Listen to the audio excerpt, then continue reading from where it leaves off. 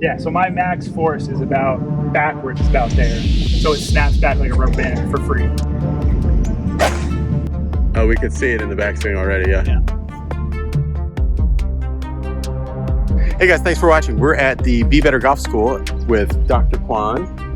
Mike's here, Drew's here, and Lee Winter is teaching over there. Drew, what I wanted to ask you about and have you explain to the guys is, so specifically for how the golf swing starts, to get the motion first started, with a lot of people, they get the kind of like a weak and rolling to the inside takeaway.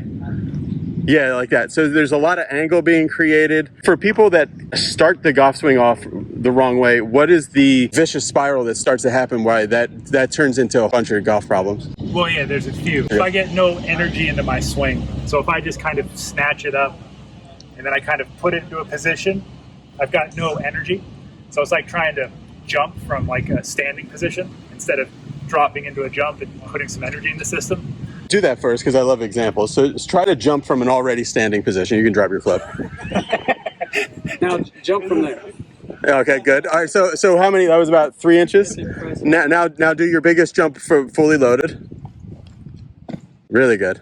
So the point being that most people that are very cautious on the backswing are the same people that are very aggressive on the transition, and you see a very like 1 to 3 effort.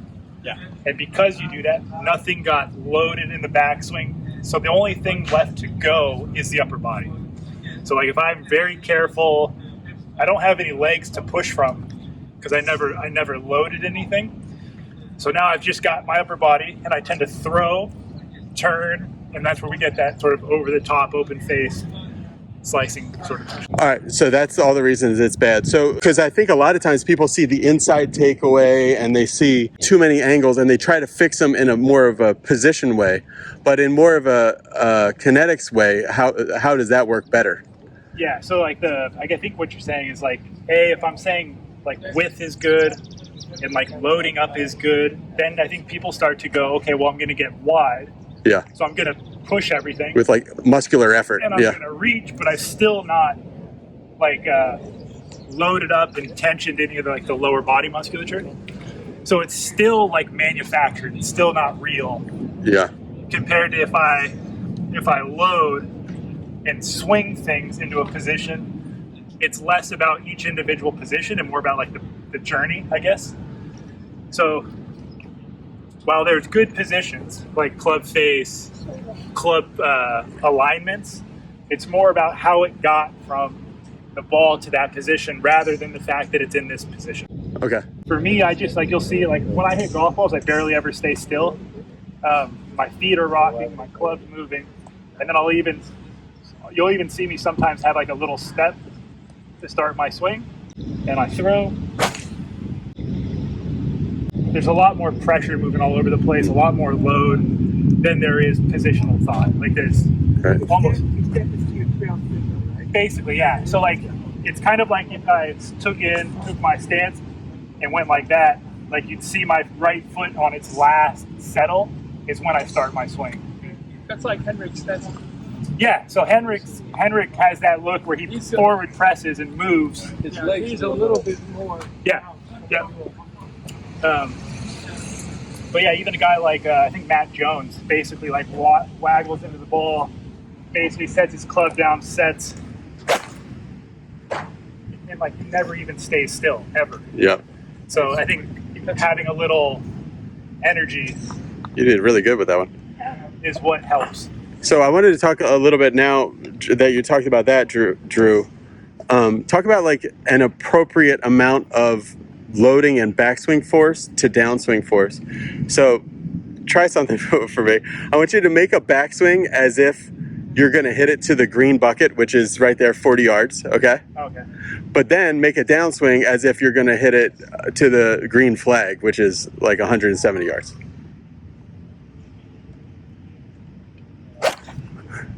So that instantly turns Drew from like a +2 golfer into a 40 handicap, you know? So now make a backswing, just you go the other way, like you're going to hit it to the green flag, but make a downswing like you're going to hit it to the green bucket. Just trying to destroy your golf swing at the square. So that makes it a little more glancing too. So now, some guys have talked about a force ratio of 1 part to 2 parts, you know, being good. What do you like to feel? Pretty equal? Yeah, so I mean, I've never thought of it like legitimately in my swing, but if I tried to step away, it'd feel like it's pretty much 1 to 1. Yeah. Or 1.5 to 1. So it's not like you're here and then the golf swing starts from the top. It's the golf swing starts even before you take the club back. Yeah, so like it's like, I think, again, the harder I want to hit a golf ball, the more effort I put into my backswing, not so much the downswing. Oh, okay. So like if I want to hit so the downswing is just a reaction to what you did in the backswing? Yeah, so the harder I move this way, the harder my right leg has to work to get me back to my left, and the harder I fall left, the more my left leg has to work. So it's like a big chain reaction. So hit one like 1 to 1 at about whatever it is, like 90% for you. Really straight. But so then if you said, okay, that's about the green flag, whatever that is, I don't know, 190-ish? Yeah. Then if I wanted to hit it harder, like if I had to do something like past the bunker, over a tree or whatever it was, and I wanted to hit it harder. Oh, we could see it in the backswing already, yeah. Yeah, it's more backswing oriented than it is downswing. So now that's, I don't know, 210. Why does a faster backswing translate to a faster downswing? What's the there's a few reasons. So one, the faster I swing it back, the more braking force I apply to the handle to stop the club. And if you look at like a force time chart, the more force I apply to brake, the more force I start with. So as I start my downswing, it's a higher starting force point, and there's more average force across the hand path. The other one is the faster I swing back, the more tension I place on muscles across like the lats, the obliques. It recruits more muscles. And it stretches things to a greater degree. As long as I don't just kind of like flail open. So if I swing back and I'm in posture, there's a significantly larger stretch at velocity. Yeah. So it snaps back like a rubber band for free. So Drew, when you have this initial like heave, so to speak, off the ball, what point is it like, okay, this is my maximum force back, and then I have to start slowing it? Yeah, so my max force is about backwards, is about there. So So that's why you've said to me before, that feels almost sometimes like the top of your backswing. Yeah, 100%. So like I'm 100%, or like if you look at me on swing catalyst, I'm about 95% pressure on my right foot by the time the club is about here. So once that happens, the rest of the swing is me trying to stop it from going any further. So that's what I think is crazy when you see a lot of this stuff online about people showing what people do from the top of the backswing. It's really more about what you do once you start reversing the energy, which is really early. That's the main difference between an amateur and a pro. What the amateur wants to do is post up on his right say and load into the right side here. Yeah. What you're doing is what the pros are doing. Your fastest moment is almost just before the end of the takeaway, and now you're breaking it, but you're also putting yourself in position to come in, like Dr. Kwan talked about, where we're going with that rhythm drill that you're doing before. Yeah, so what I feel as a braking force essentially is the same thing that puts me back on my left Never side. thought about it as a braking force, but that's a good way to look at it. Yeah. So Drew, tee one up for me, and this is going to be a challenge, but this is going immediately online because I don't want to edit anything. But so talk to us like almost as if you had Swing Catalyst set up in your feet and it was in like a talking mode that it doesn't have, but you know what I mean. So where you would go left, right, left. Like I want to hear when you're starting to go back that way. You can do air swing if you want. Okay, so it would be left. How am I going to do this? Left, right, left, back to the right. Okay. Does that make sense? So do it again.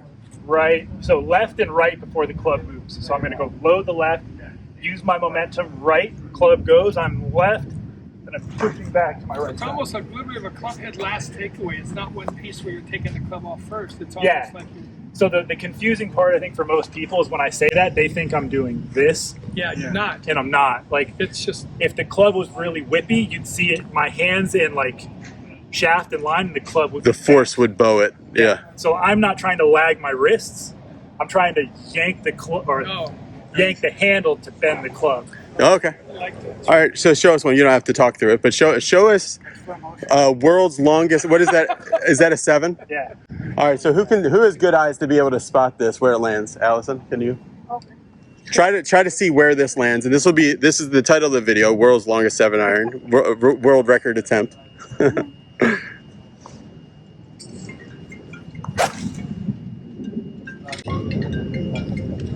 Wow, it's just hang time. Okay, so just in front of whatever green that was with the red flag. I can't see it. I can see it. There you go. It's headed right for the red flag. Left edge of the green. There it is. It's on the green of the red flag. Yeah. Really good, Drew. All right, guys. Any questions for Drew?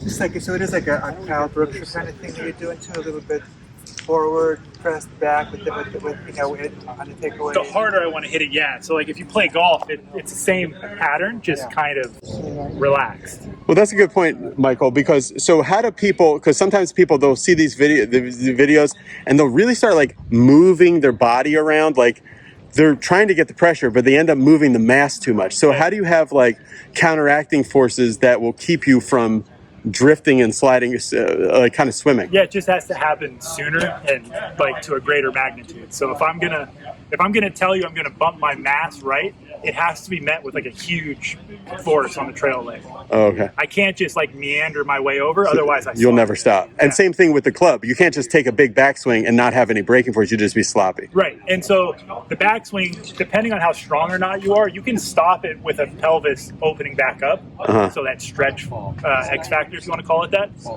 or you actually have to stop it. So ideally, you stop it because everything's going back to the target, and there's just a big tension that stops the golf club and the plies. Your hands just have to be strong enough to transmit it.